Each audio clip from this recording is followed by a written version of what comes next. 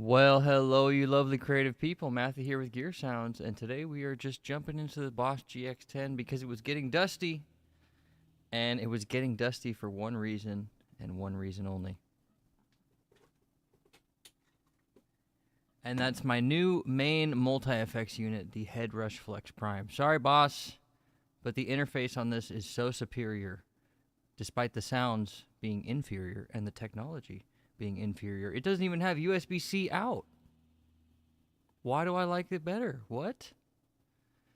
I find the fact that I could update this with no additional equipment. I didn't have to plug it into a computer. It has Wi-Fi built right in.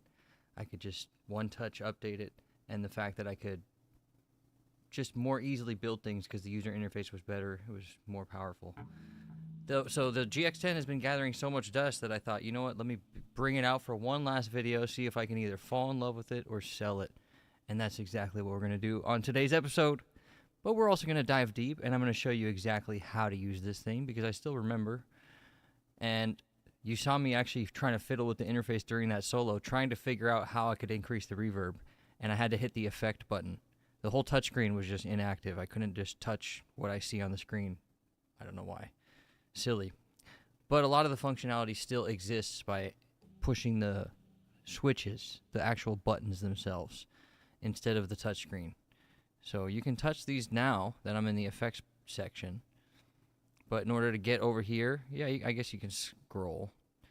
One thing I had to figure out is that the black section up here on top is you can scroll back and forth, and then once you touch one of these, you're now editing a pedal, and if you touch too long, you can end up rearranging it by accident.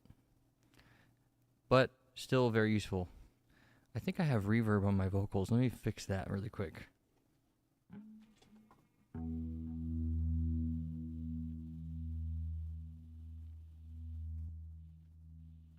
Yeah, I had master reverb and master compression on my vocals.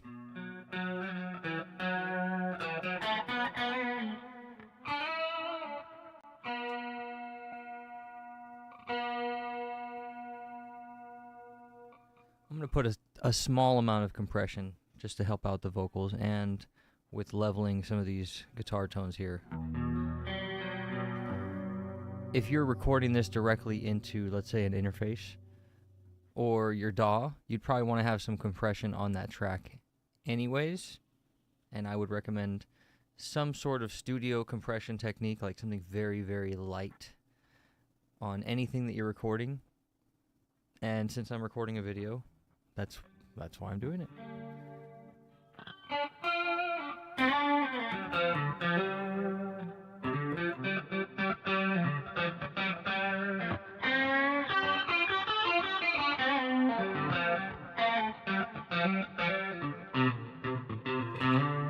But you can hear the compression is not giving the GX10 like a much better run. If you listen, take a listen. I'll turn it on and off.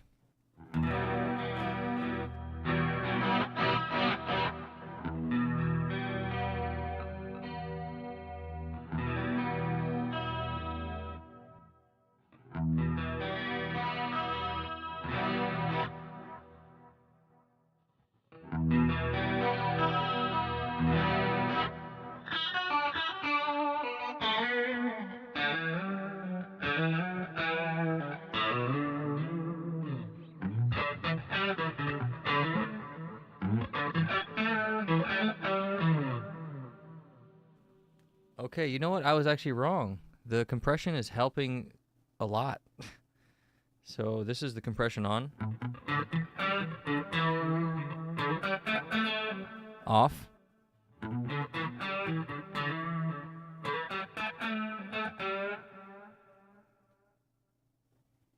Did I just become a compression fan right now? What? You know, I have a guitar student, my longest student who's completed my class, and or I should say the most material ever completed by any student, and he just bought a compression pedal, and now I'm like, okay, maybe I need to look more into compression. That's definitely an improvement. I want to say it's going to help me fall back in love with the pedal, but let's see. So all of these presets are a great starting place to do any editing. I got to get out of the effects palette. Now I'm out of the effects palette. You can tell because it says it at the top left. Dimmy Gilmorix.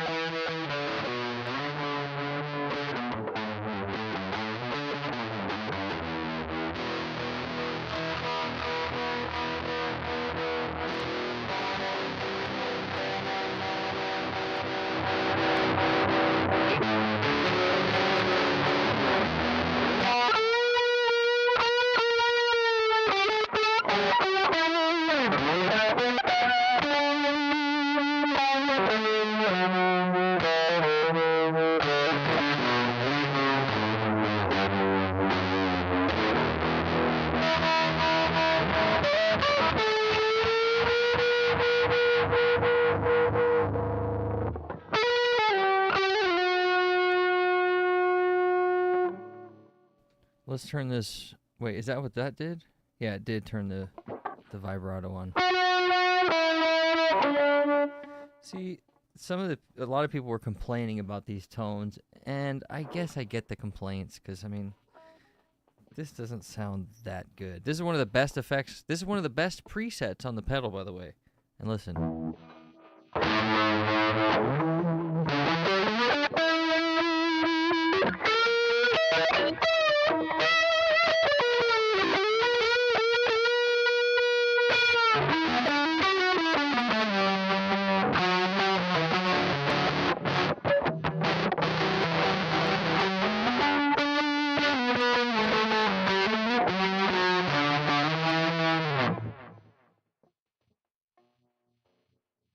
Alright, we're going to move on from that preset. Fuzzy distortion, no. I remember which ones of these were better than others. These are the user effects.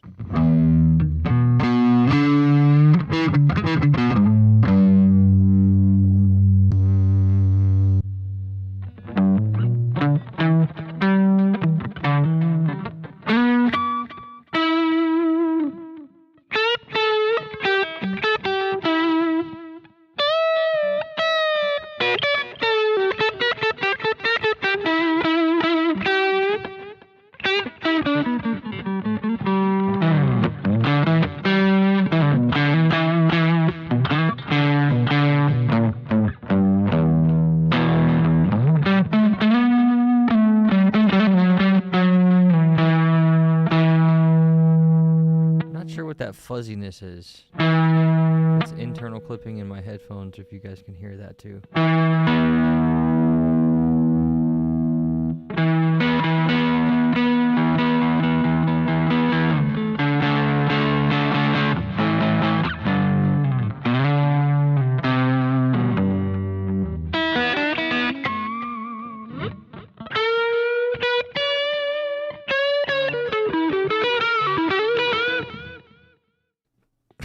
Okay, that's enough of Studio Blues. JC Clean. You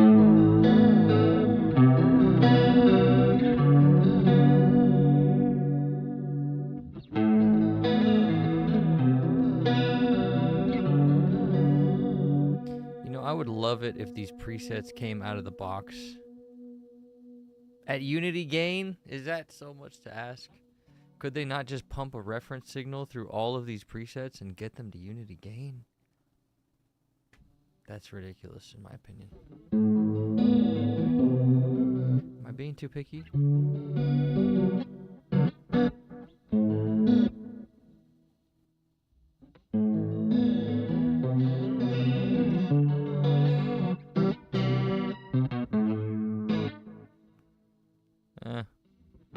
Okay. Just okay. I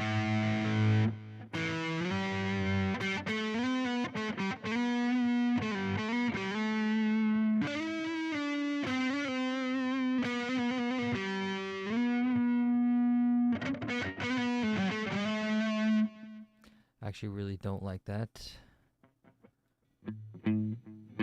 If you guys want to see a more in-depth all sounds video, check out the all sounds video here on the channel.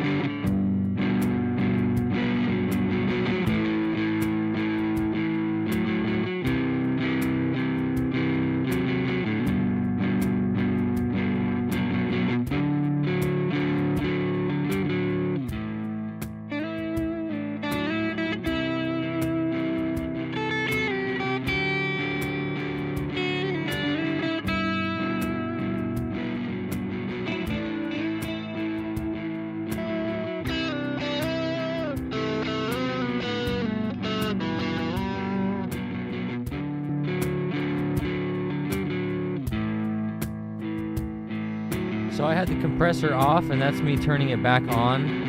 And without the compressor, the pedal sounds very bad. So I think a master compressor on the entire pedal, or some type of master EQ adjustment might help, but I don't know, that's kind of rough. I'm gonna turn it off again, just listen.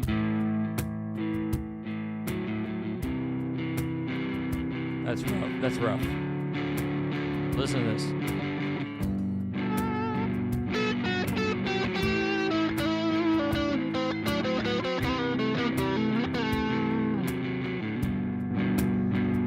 There's it on again.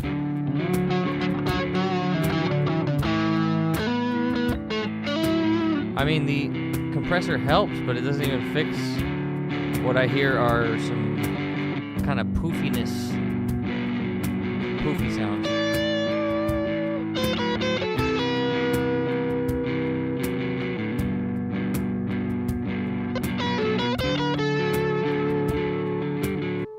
Sadly, I can't do it.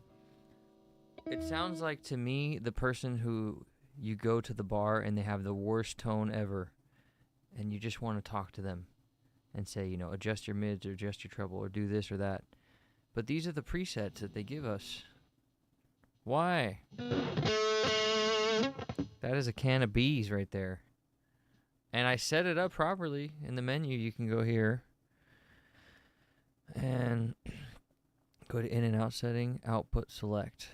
Set it up for line phones recording. And this is, again, giving it a better chance because I have the compression on the Boss RC600 at 10 to help the vocals, and it's helping the GX10 unexpectedly. I was going to isolate just the vocals, but this thing needs the exterior compression so much. So keep that in mind. I'm even giving it a better chance than it would sound without it. Pretty much all the distorted tones to me don't sound very good.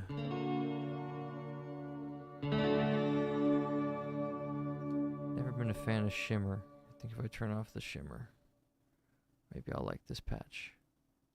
Oh, that's right. I gotta hit the effects, and then I can do my adjustments. How do I turn this off? Double tap.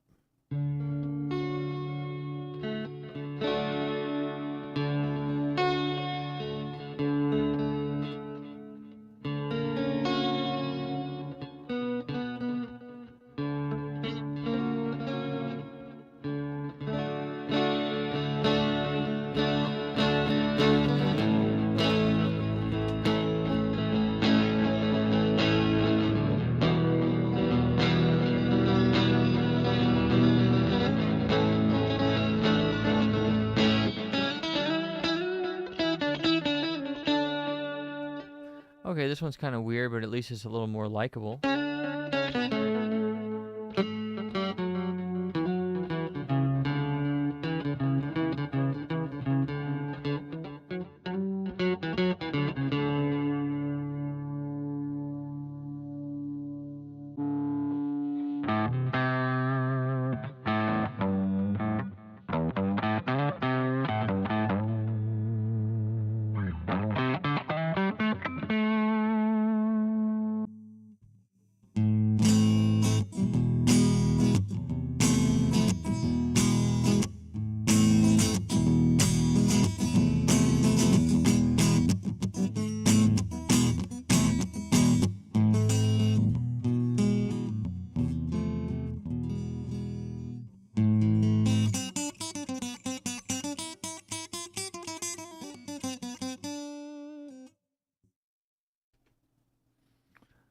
Dash Star Killer says, interesting, I just got a GS10. A GS10? Not a GX10 from the early 2000s. Oh, yeah, just to mess with. The patches are okay. Need extreme adjustment. Yeah, you know, that seems to be the case with a lot of Boss multi-effects stuff. It seems to be a good platform, but for whatever reason, it doesn't seem to come out of the box set up with a lot of usable stuff. Like, you don't usually want to set a Boss pedal to the knobs at noon, which to me says, I don't know, the designers themselves are not understanding where the sweet spots of what they're doing rest, but maybe they just have such different preferences. I don't know. I don't know what it's about. And the same thing is the case here in the multi-effects unit times 1,000, because you have all these other effects going on, and to me, they're just all suboptimal. Like, if I went through and I changed this acoustic sim, I could get some more warmth out of it. If I changed this EQ, I could do something and get something more out of it, etc. And I find that with all of them, I don't find any of them to have enough reverb. I don't like the tone of the amps. Look, here I am complaining. This Reverb Studio is not bad,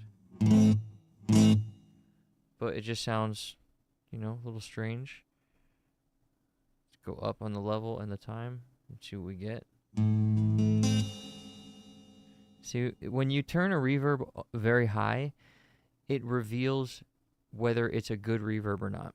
Because if you turn a reverb high and it sounds like this, you know the algorithm is cheap and busted. And that doesn't happen with something like a Strymon or even like your DAW. You can turn up the reverb in a DAW, or something like my Head Rush that I was talking about earlier. Most units seem to have reverb figured out, but Boss, still. Nope. Let's go to the effects page. See if we can throw this away. That's how you throw it away. drag it into the other effects. I'm going to scroll all the way over here. Oh, there's the reverbs. Okay, let's do reverb plus. I'm going to put it right there. Let's go through these reverbs.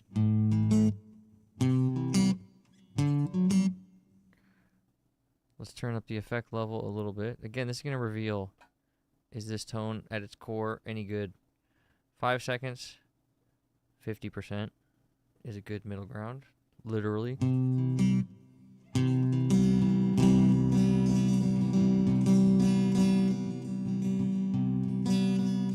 Jonathan Chalmers says, my Line 6 Pod HD is the same. It's quite the insult. You know, I saw videos about the pod, the Line 6 pod being demonstrated against today's modelers, and it was sad how close it is. And I did a comparison to my real tube amp to my Headrush Flex Prime, which is my favorite way to do my whole digital setup, and it still sounded 10%, 15% better through the real amp.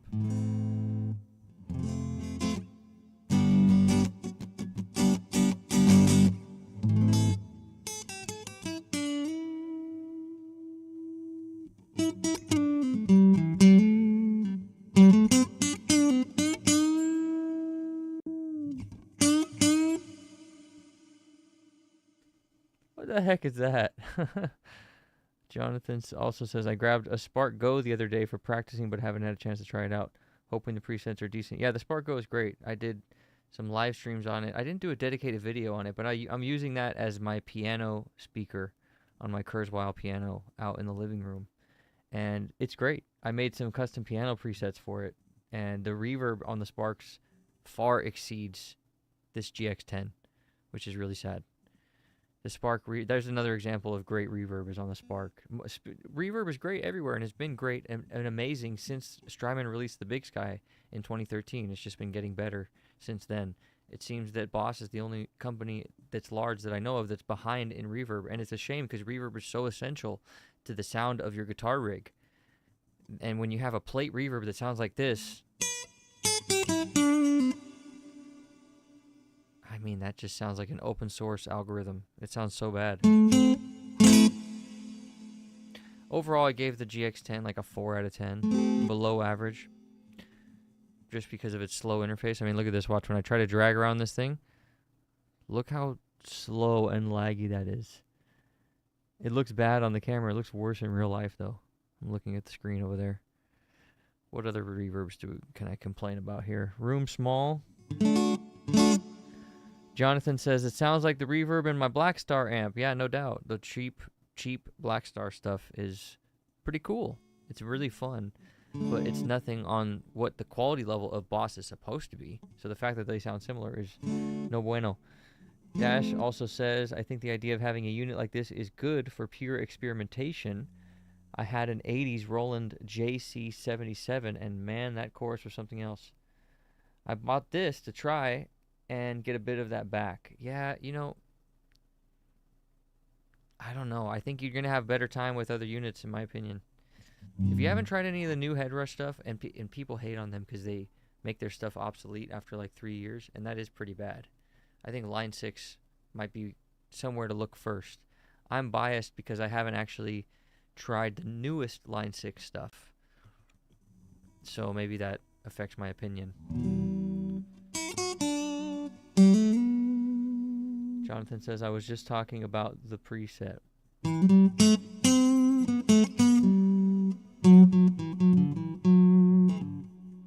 Oh, the way the preset sounded, not this reverb.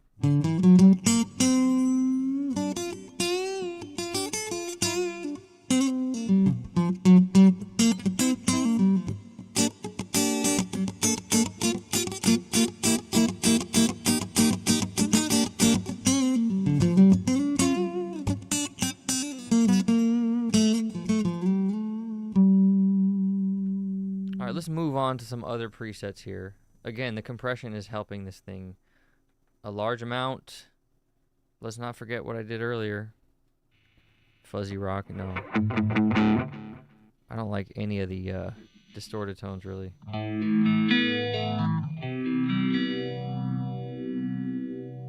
I'm not a fan of that either. What can I do on the control switch here?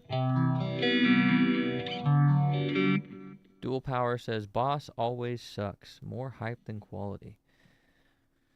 You know, that's an opinion. That's an opinion for sure. What I think about Boss is that they've rested on their laurels for far too long. Like, for instance, I love their looper. I use their looper and I use their synthesizer stuff. But I would like on the looper for it to have a bigger screen and for it to be easier to do everything. But I've learned the language of how they make their stuff. And the stuff is always bulletproof and great quality in terms of its reliability. And if you're a professional, you need reliability over all else. So even if the sound quality is like 10% less, it's like this G&L, right? This G&L is, I would say, 10 times more reliable than a Fender because this output jack has never even crackled. And I've taken this thing and played at the beach for hundreds of hours. Outdoor shows, everything. Never even one crackle. Not one interruption to the signal. I've had custom shops, Fenders fail on me all the time. So for a professional, I think a G&L is a better guitar. If you're a recording studio, you want that Fender because the tone is better, a little bit better, 5-10% better than the G&L.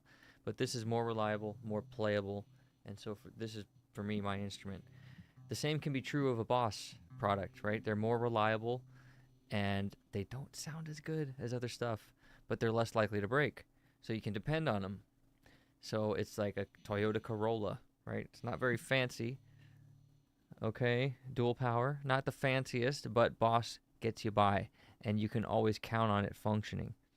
That's one thing. Jonathan says, I love G&L. Yeah, there's a lot to love. This is Leo Fender's final creation before he passed away. So this is, to me, the real Strat 2.0, not the Ibanez Gem, which are often called like Super Strats or Strat 2.0s. To me, this is the real Strat 2.0. The Strat that Leo Fender designed before he left. And I found this very luckily for $900 in 2018. It's a 2014 G&L Legacy Special. G&L's own hot rail pickups, and it's got a sweet tone for sure.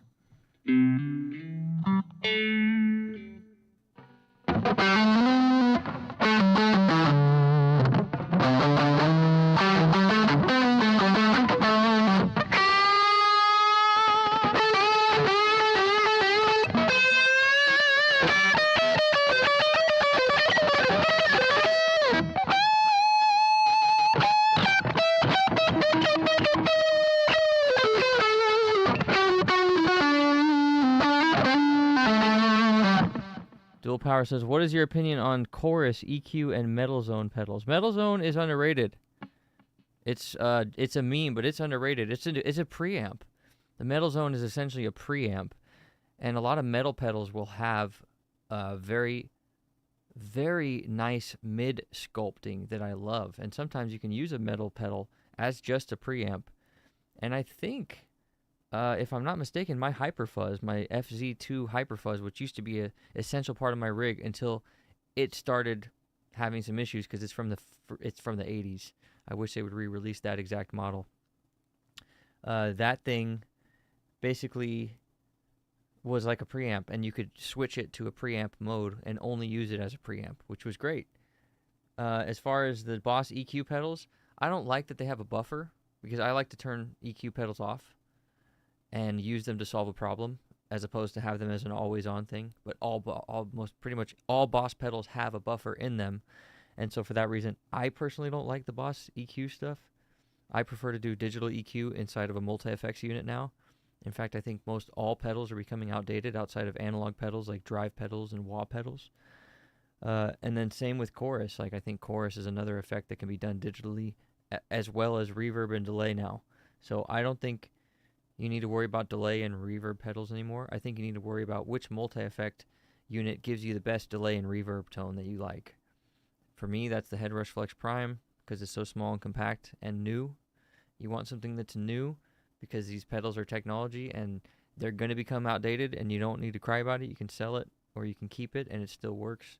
It's just not going to get the updates.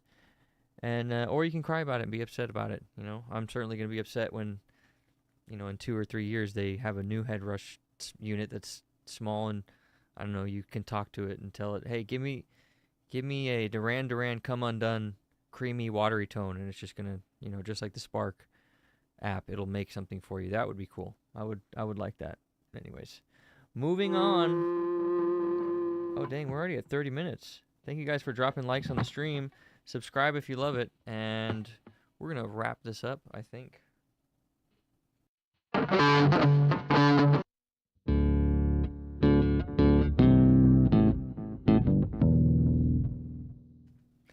Okay, so this kind of stuff I think is what the Boss is good for, because you can just stack so many weird, silly pedals. You have the octave here.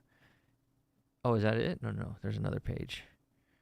Reverb, Hall, delay, an EQ, an amp, and then you have the octave pedal.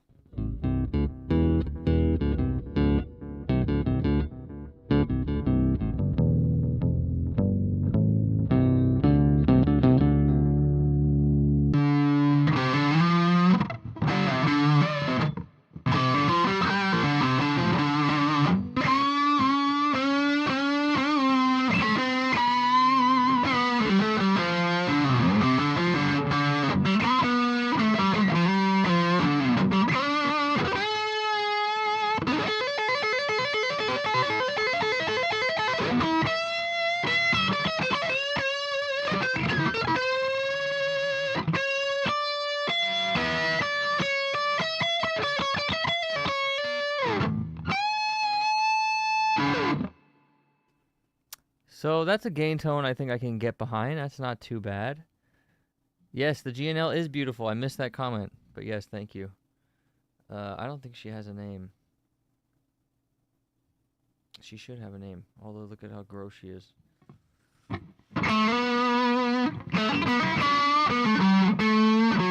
I used to call her Sheila, but it sounds too Australian. She's definitely an American. Made in Fullerton, California, the birthplace of bolt-on.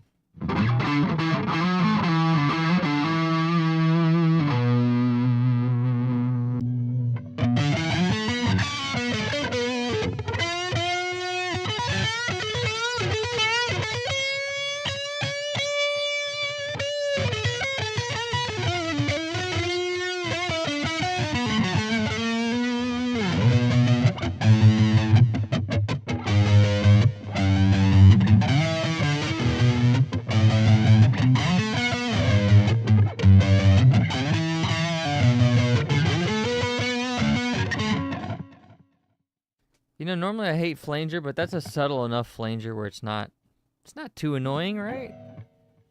I'm on board with it.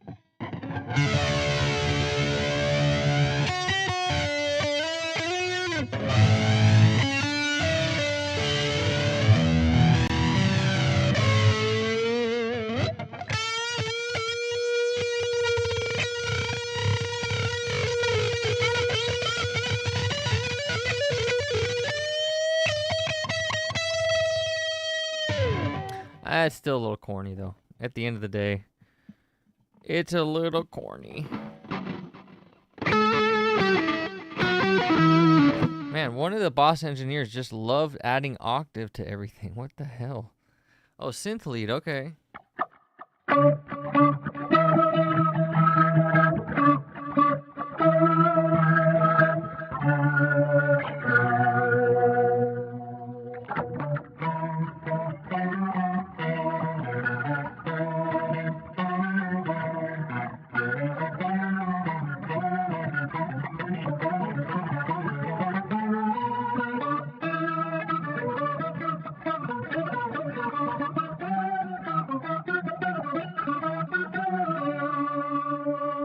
Jonathan says he's Australian and he agrees Sheila sounds too Australian.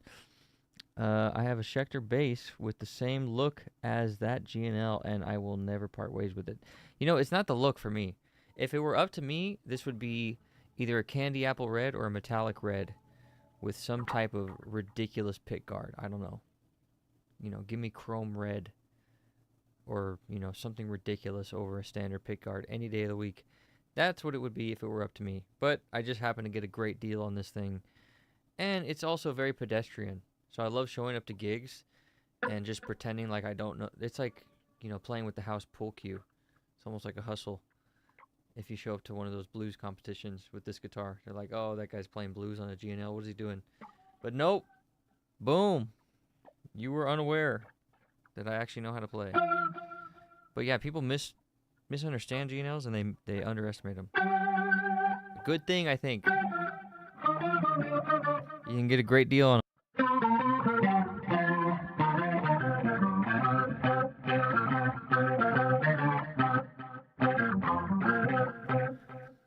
Dual Power said, I had a Katana Go and the sound just isn't there. Spark is the way to go. For small amps, yeah. But once you get above, I think, 50 or 60 watts and you want to actually perform live, you're going to need a Katana. Or if you just want to get louder than a Spark will get, you're going to want a Katana. But yeah, Spark below, loud practice volume is the king. Like below loud practice volume, Spark is the king. From loud practice volume to beginner gigs with like your first band or like little bar gigs, Katana is the king. And then after that, there's too many choices, I believe. But those markets, yeah, those are firmly grabbed. This is kind of nice, rich chorus.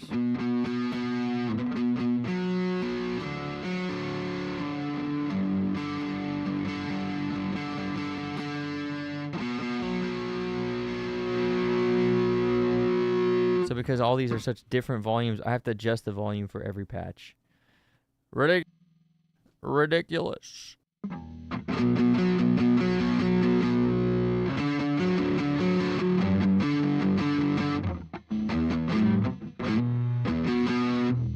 I feel like this is my 90s or my early 2000s. What are those bands called? Emo band riff right here.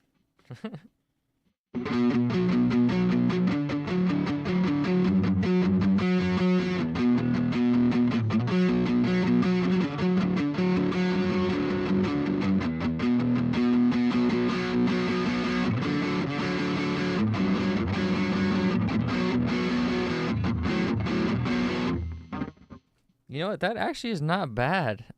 I may need to save that for later. But I actually like that, even though it sounds like it's from 20 years ago. It's fine. I'm an old man. I'm 37. I can play music from my childhood, my teenage years.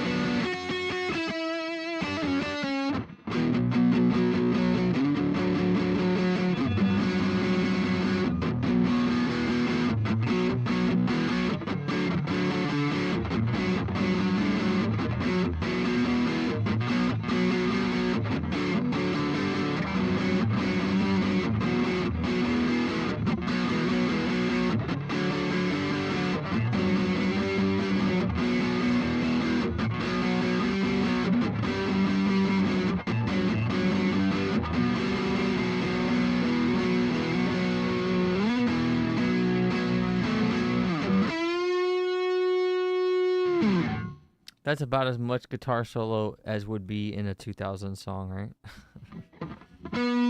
Kurt Cobain, pretty much. Isn't it crazy? Kurt Cobain, one man with a single guitar, and his voice just basically killed the guitar solo. Think about that. There was so much virtuosity in the 80s. Is that a word? Virtuosity?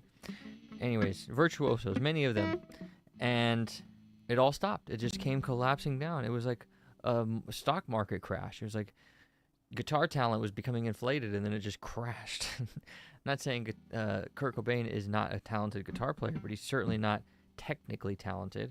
He was talented for what he did creatively and how he changed music. I think that's just very powerful that music changed so much after that. And, you know, it's still changing, but I think music is certainly in trouble. Sounds like Rush Vapor Trails. Oh, really?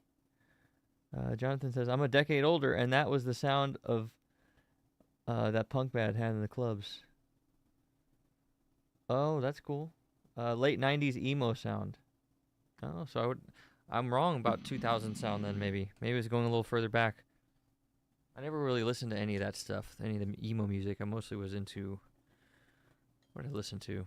I love Social Distortion Live at the Roxy. I was obsessed with that album as a teenager. Metallica, Iron Maiden, Anthrax, all the classic rock hits, you know. That's what I grew up on. All right, moving on. Let's finish off this live stream. Basic gig. So, we talked about how to set up your own tone. There's so many different ways you can do it, but I always go from a preset. From anything I ever do, you find a preset that's closest to what you're hearing in your head, and you can strum, you know, you can strum a little chord, and then do a little, however you want to do it. I tend to just do a little, like, a couple notes like that. That gives you an idea of the gain structure, too, if you play 2 notes at a time. You'll hear the gain structure a little better than if you just hit a single note. Once you get any amount of gain going, that gain structure will reveal itself in a dyad, which is a 2-note chord.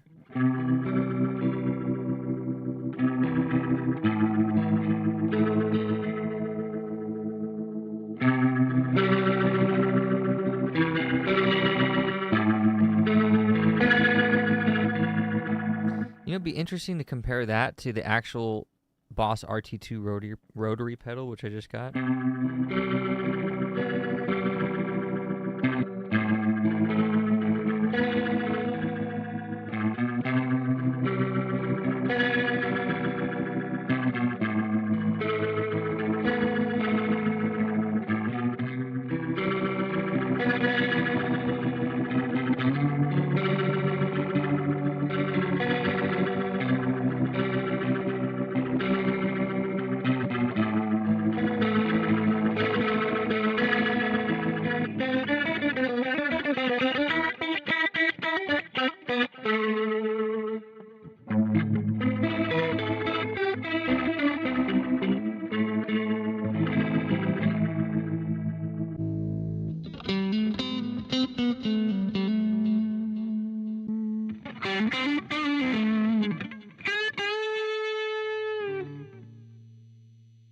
See, this tone is just a little dry, but I think effects, dang, I have to hit effects twice. So if I go over there and just see what's over there, there's nothing I can do.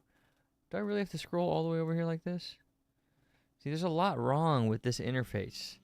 And I haven't used it, but I can figure it out quickly. But even then, someone experienced like me, who's very experienced with doing this stuff, I'm stumbling and fumbling, and I've already used the pedal before. It's just silly. The way it's designed is silly, I should say. Let's see if we can fix that dryness.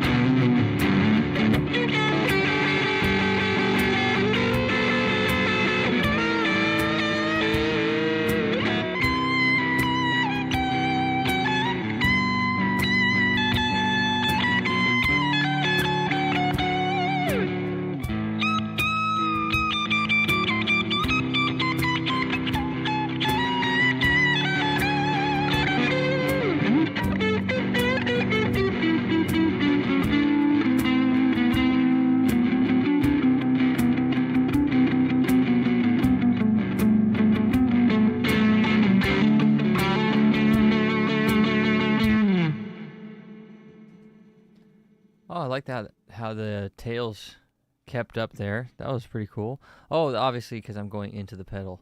The tails are not going to stay with the loop, but they will stay with the guitar as it goes in. Well, that was fun, guys. I hope you guys enjoyed that quick dive into the GX10 and complaint and mini rant and discussion, as well as reading your guys' live comments. Thank you, Dual Power and Jonathan Chalmers, for joining the live stream today. Hope to catch you guys this Sunday, every Sunday, and we're going to try to do 4:30 as a time, 4:30 Pacific Standard Time as a tentative time for now. We'll see how that works out. And as of now, we'll do 4:30 on Sunday, every single Sunday. And I will see you guys next Sunday. Bye-bye for now.